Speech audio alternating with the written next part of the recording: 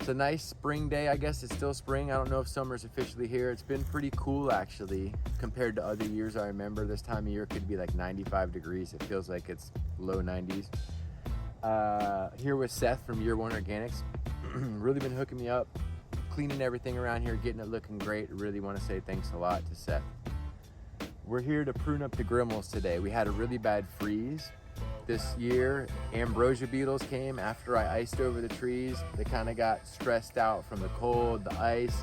Ambrosia beetles came and picked on them. If we didn't have those stupid beetles, the trees would have did fine.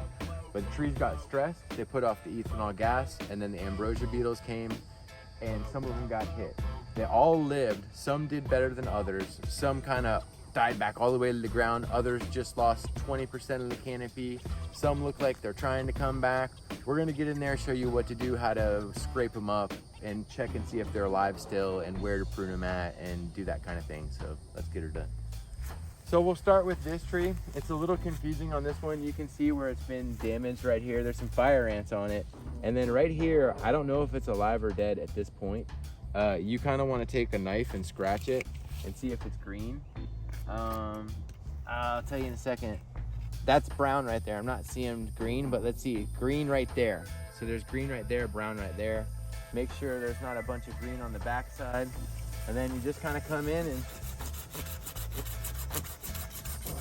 these trees are about 12 years old from the time I got them. I got them from John Kimber in like 1-gallon pots. And they were already 4 or 5 years old by the time I got them from John Kimber. And they were root bound. And I grew them for like 2 or 3 years, and they fruited in 15-gallon pots. And they did really well in the 15-gallon pots. This is really good wood to cook with. You can make knife handles out of it. I like to cook with it a lot. Ooh, there's fire ants on the tree somewhere. They're really kind of going crazy. We're gonna continue this pruning. And you just kind of scratch, look for green. Oh, that's green right there. See, show them that green if you can zoom in. See, I scratched it, it's green. I'm gonna give that a chance, that green part. Let's see, I think that green, we're checking for green, green, green. We're gonna go right here. Just call it a day. Maybe we'll be able to show you where the beetles bored in as well.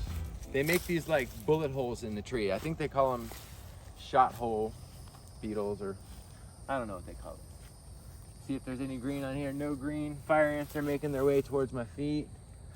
Any green? No green.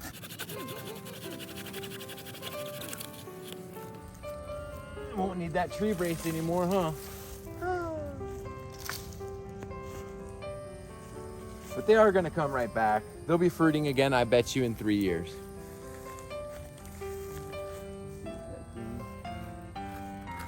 Brown. You wanna show them what a brown scrape looks like? It's just brown, there's no green, brown. Let's see, brown.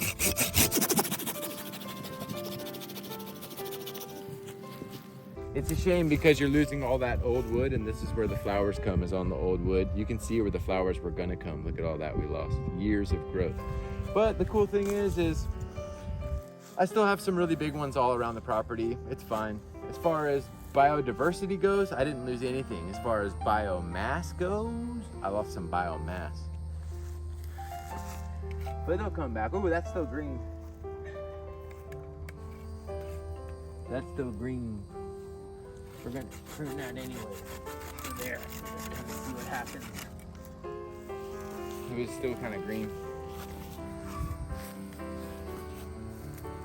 And now, the last piece here, let's see. Brown, brown, brown. Ah, fire ant got me. You play with fire, you get burnt.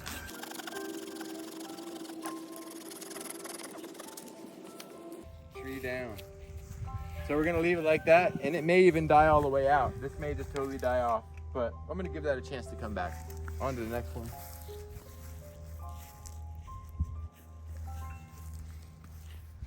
See, this one's a little confusing because it looks like it wants to come back. I'm scared to prune it too hard, but that's dead. At least there's not ants on it. Let's see. Is that green? Hard to tell with that lighting. That's green. Green. A lot of green on this tree, man. green.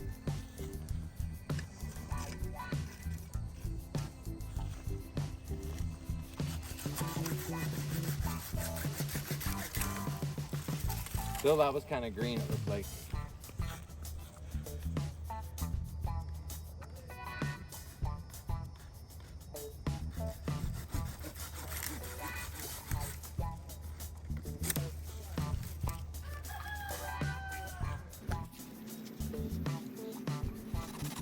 So the whole time I'm just checking for green.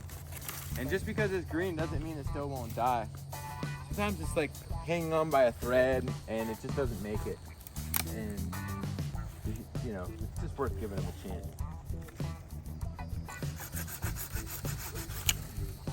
Oops, broke the cambium. Let's see about this.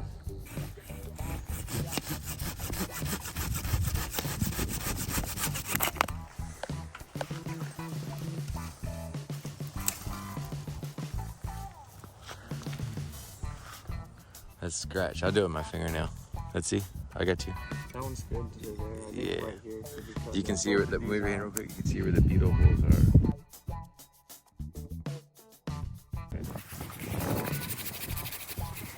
This one only had partial dieback of the canopy, where some of it's still doing just fine. And it looks like some of it'll regrow. The lighting is poor right now. You can cut it back to there. Right, yeah. That's fine. Super hot out right now. 8-foot tall tree, cracked everywhere. You can see the cambiums all cracked up. Dead, dead, dead, dead. Makes you wonder, but we're gonna prune it right to here.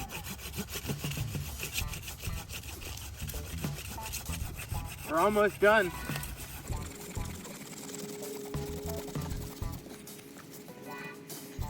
Biting me. Let's go, Captain. You need me to hold it? Yeah, it's just being silly. I need to work on my saw game. Oh, okay, I think it's done. It's just braced in there so well. Ain't nothing like charcoal, buddy.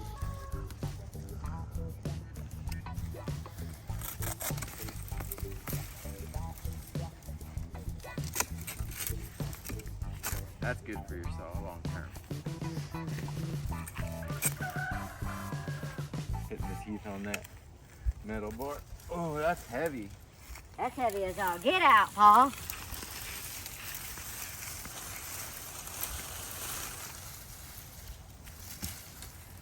Yeah, that's what we were after all those years, that wood. We can use it for projects, cooking. Stand that thing up. Stand that thing up. That's gonna make a heck of, oh, there's a lizard on it who's like, dude, you just cut down my home. He's still on it. He's not ready to submit yet to the forces of nature. Let's give him an easy transition. There you go, buddy. There you go. He blends right in. Okay.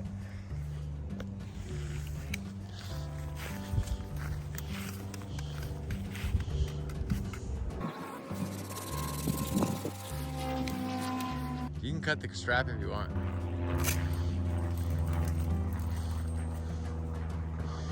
We got a lot of T-posts we can use to make a cage with that, the rest of that chicken wire. I shouldn't be yelling into the camera.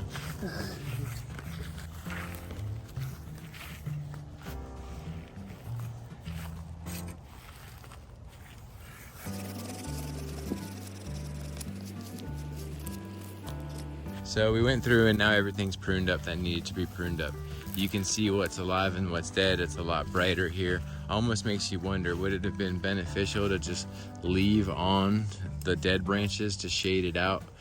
No one knows. Grimal can take full sun, so I'm sure it's fine. But you can see we left some nubs on these where maybe it'll come back from the nub. Nubs on this one, we scratched it. It may or may not come back from these points. I see it trying to leaf out, but when a tree gets laurel wilt disease, they're notorious for trying to leaf out and come back, leaf out, die back. But I think from the bottom of the tree should be good.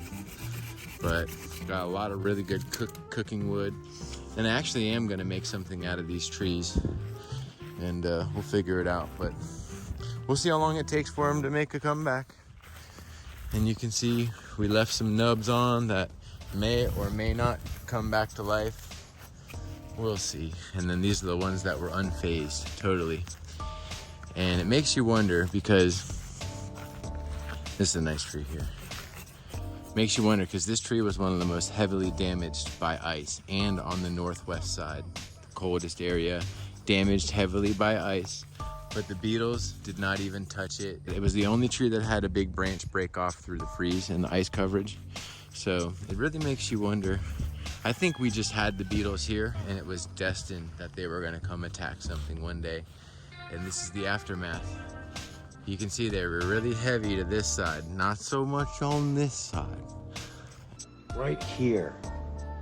Not here or here so much, but right here. Nope. Ship shape. And out of 9 plants, I'd say that 1, 2, 3, 4, 5 took a hard hit, and 4 are living good. And this one's kind of in between somewhere, so 4.5. We lost about 50%, guys. Thanks for watching. Thanks, Seth. All right, guys, it's really hot out, but it's actually cool. Believe it or not, there's a nice breeze, but we're gonna end it right here. And also show you these lemon drop mangosteens. I have the fruit available on my website from time to time. And these are just wonderful. When you've been too hot outside and you need a cool down, You come out here to this tree. You got some of these fruit. I like to eat the skin on them. Tastes like a cigar box. Skin's my favorite. You make a tea out of the skin too, and it's good. All right, guys, thanks again.